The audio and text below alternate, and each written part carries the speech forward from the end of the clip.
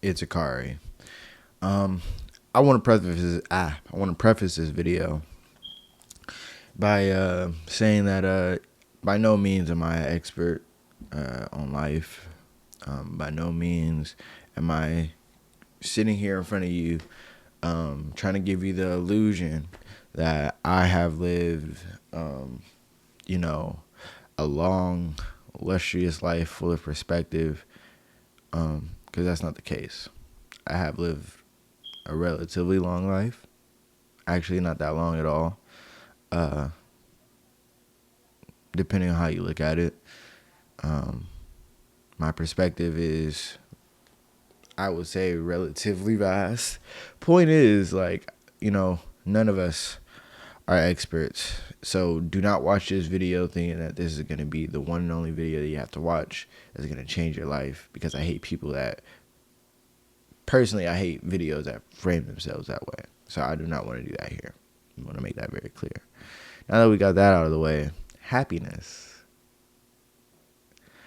Um, yeah, I see a lot of videos, or I see a lot of, people talk about happiness. They want to be happy.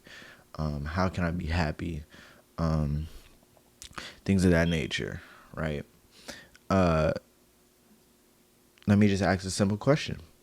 Have you ever been happy? I would assume if you have a thirst for happiness, then you've been happy before. Um, no reason to beat around the bush. Happiness, like all emotions, is fleeting. Um, any and all emotions come and go. The only time they linger is when we partake in rumination, or when we kind of let these feelings linger, when we let them sit up here, is when, you know these emotions tend to linger. All emotions can do that. If you are a type of person that likes to linger in happiness, you'll linger in happy moments of life. um I say all this to say that when you say things like, "Oh, why am I not happy?" or, "There's no happiness," or "I will never be happy," um, that's just not true. And it's kind of dangerous to put yourself in a mindset like that. I think it's more healthier, once again, to look at emotions as um, flowing, as evolving, as coming and going. Because, I mean, the truth is, think about it like this. Like, that's why we take pictures. That's why people take pictures, is because they want this moment to be serialized. They want this moment to be, they want something physical to hold on to this moment for. You get me? Or digital now. Either way, they want this moment to be remembered in time. Without this picture, it'll just be another moment that you can probably access in the old, noggin, to then, give the feeling of happiness, because that was a happy moment for you. You go back to that moment. You feel happiness because you're back in that moment. But you don't want to chase happy moments either, like that happened already.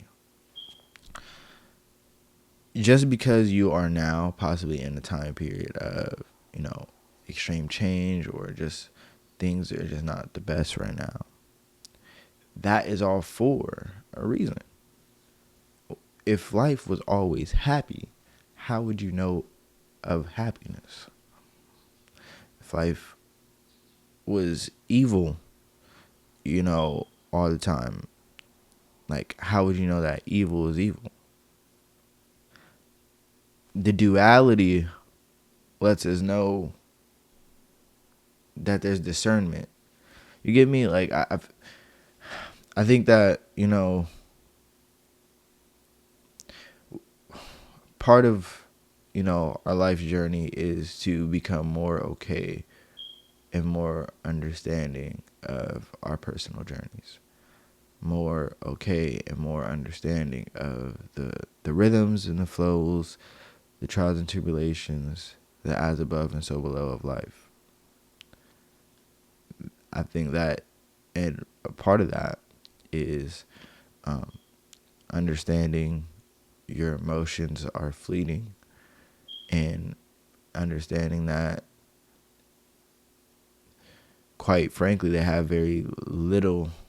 Once you understand that, they start to have very little power or influence over your day to day, over your day to day decision making, over you know your overall being. Because I mean, think about it. Like, at least for me, I've gotten to the point where I at least can feel an emotion coming on, understand that I feel it, and when it's fleeting, I can let it fly. Let it go. That's the major part about it. Letting it go. And when you understand that these emotions are fleeting, the process becomes a lot faster, because you can discern now. You can use your power of knowledge to discern, okay, this is an emotion that I do not want to ruminate on. This is a feeling that I do not want to have. Let's move it on. Let's pass it on. You feel me? Because you have the ability to do that. Same with happy moments. You can't control the length and time that, these moments last, in our world. In your head, you can make something last all day long, all year long, your entire life if you wanted to. But as we know, that's not healthy, because you'll miss the other moments that there is to experience life. Think of life as a storybook, and every day you're turning a page. I know that's cliche, kind of, but that's exactly what it is. It's like each day is a new step. Each day is a new page. You're just flipping them, and you're just trying to figure. You're just, you're just reading the page. You're just going page after page after page, and it's a new experience. Life is a book. Life is a story, and live it. And don't live it scared. Don't live it fearing not being happy. Don't live it fearing sadness or depression or times of angst, because I mean, that is what makes the happy times all that much more happier. As above, so below. That's just the spin of it. What is within is without. And once again, like, I guess the closest as humans we can possibly get to true happiness, or peak happiness, or elongated happiness, which I don't think it's, once again, however you want to call it, it is transcendence, and that is inner work. That is being completely at peace with all the insecurities, all the doubts, all the nasty negative emotions within inside of you, clearing those out and making room for light, positivity, and love. That's happiness. Because even in those angsty moments, even in those poopy moments, what you find is like love of the game. You like, wow, although this is a very shitty moment, there's so much growth, there's so much newness happen. Like, you understand the cycles of life. You understand that when there's death, there's rebirth. So any time, and as we know, death is like death. Like, it doesn't get, grimmer than death. So if one of the most grim things to a living thing can be, looked at in a positive light, as I would say, as can all things.